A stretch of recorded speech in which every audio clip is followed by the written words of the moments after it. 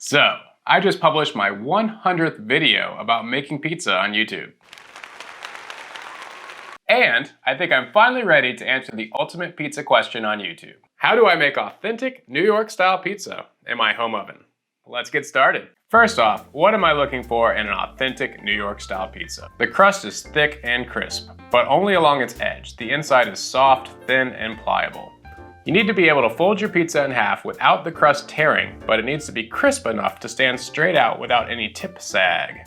The bottom should be deeply caramelized with a few areas that are bordering on black, but not burnt. The sauce is zesty with a hint of sweetness.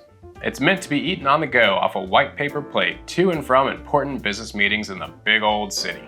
This dough recipe is going to take 48 hours from beginning to end. We will start by making a POOLISH. You've seen me do this a bunch of times on this channel, but if you're not familiar with the POOLISH, it's simply a pre-ferment of equal parts flour to water. It aids in flavor and gluten development. So, 48 hours before you want to eat pizza, I mixed together 150 grams of room temperature water, a heavy pinch of instant yeast, and 150 grams of all-purpose flour. Let that rest at room temp for 18 to 24 hours. It should triple in size and become very bubbly with a pleasant boozy smell as those little yeasties go absolutely bananas in there. At that point, we will throw together the dough. In the bowl of your stand mixer, add in 300 grams of room temperature water, then your POOLISH. On top of that, we'll add 550 grams of bread flour. Yes, I'm using two different types of flour for this recipe, but your results should be pretty close if you wanted to just use one or the other. I just find that the combo of the two gives me the best of both worlds, i.e. chew to crispness. Then I'll add 15 grams of sea salt, 20 grams of olive oil, and 15 grams of granulated sugar. The sugar is key because it's going to aid in the browning of the crust since we're doing these in the home oven. Mix that on low for 5 to 10 minutes, then cover and rest at room temperature for 1 hour. At that point, your dough should have some good strong gluten development and pass the window pane test. Pull it out onto a work surface or cutting board so that we can divide it up into our dough balls. I'm going to be making 14-inch pizzas, and for that I like to use 360 grams or 12.5-ounce dough balls. Ball up your portion dough by pulling the dough lightly apart and folding it back onto itself. Rotate 45 degrees and repeat until you have a nice tight ball. That'll go into a lightly greased container or dough tray and then into the fridge for 24 hours. While the dough finishes proofing, we can go ahead and make our sauce. For this, we'll need a 20-ounce can of whole San Marzano tomatoes, 2 cloves of garlic, 15 grams of olive oil, 15 grams of butter, 1 gram of dried oregano, 3 grams of salt, a quarter cup of hot honey, and 3 basil leaves. The first thing I'll do for my sauce is crush my tomato by hand.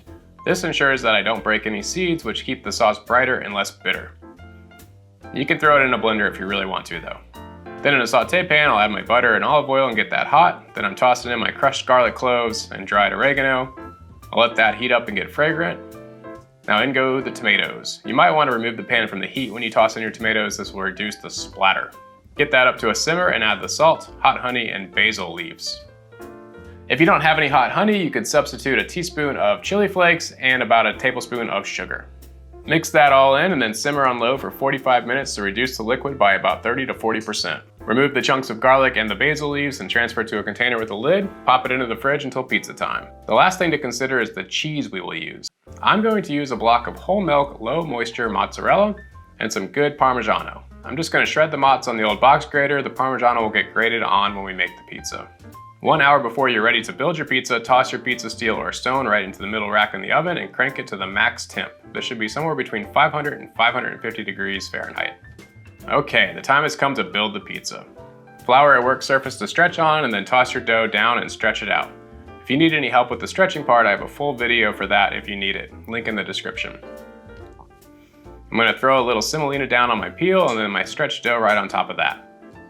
You just want a thin, light layer of sauce, leaving about 3/4 of an inch of unsauced rim for your crust. Then I'm going to grate a light layer of Parmesan on top, followed by a liberal portion of my shredded mozz. I'll slide that into my preheated oven on my stone or steel and cook on high for 6 minutes. Giving the pizza a little spin at some point to make sure it cooks evenly on the bottom. I'll then turn the oven onto broil for the final 1 to 3 minutes to finish cooking the pizza. When the pizza comes out, it goes straight onto a cooling rack for a minute or two to help dissipate the heat and keep the crust crispy. I'll finish it with a little bit more grated Parmigiano. Everything about this is pretty much awesome. I cooked it in the home oven, no fancy equipment necessary. You don't really need a mixer, you could mix everything by hand, and the end result is a nearly perfect New York style pizza.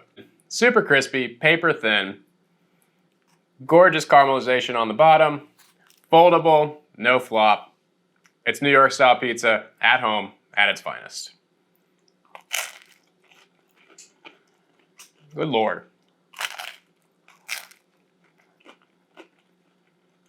That's it for today. Hope you hit that subscribe button. I love you lots.